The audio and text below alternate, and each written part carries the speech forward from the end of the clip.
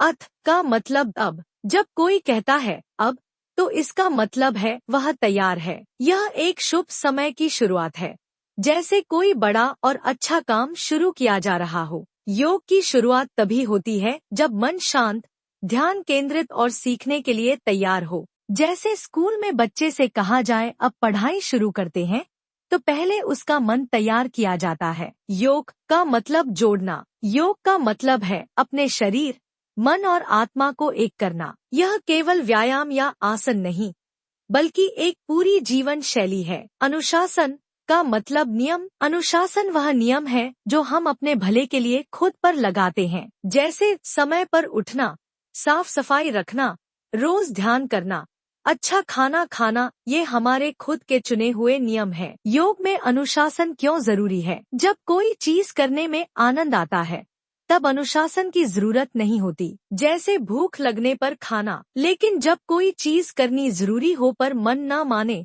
तब अनुशासन जरूरी होता है। उदाहरण, एक मधुमेह रोगी को मीठा नहीं खाना चाहिए, इसलिए वह खुद को रोकता है, यह उसका अनुशासन है। योग की शुरुआत में कठिनाई हो सकती है, पर इसका अंत सुखद होता है, इसलिए अनुशासन जरूरी है। 3 तरह के सुख। सात्विक सुख शुरू में कठिन लगता है, लेकिन अंत में बहुत अच्छा लगता है, जैसे ध्यान करना। राजसिक सुख शुरू में मजा आता है, लेकिन बाद में दुख देता है, जैसे ज्यादा तला भुना खाना। तामसिक सुख जिसमें शुरुआत से ही नुकसान है, जैसे गलत आदतें। योग हमें सात्विक सुख की ओर ले जाता है, जो असली सुख होता है। निष्कर्ष, योग कोई जबरदस्ती नहीं है, यह एक स्वेच्छा से अपनाया गया अनुशासन है। यह हमें भीतर से मजबूत, शांत और खुश बनाता है। महर्षि पतंजलि कहते हैं, जब आप तैयार हो, मन शांत हो, तब कहो अब योग शुरू करते हैं।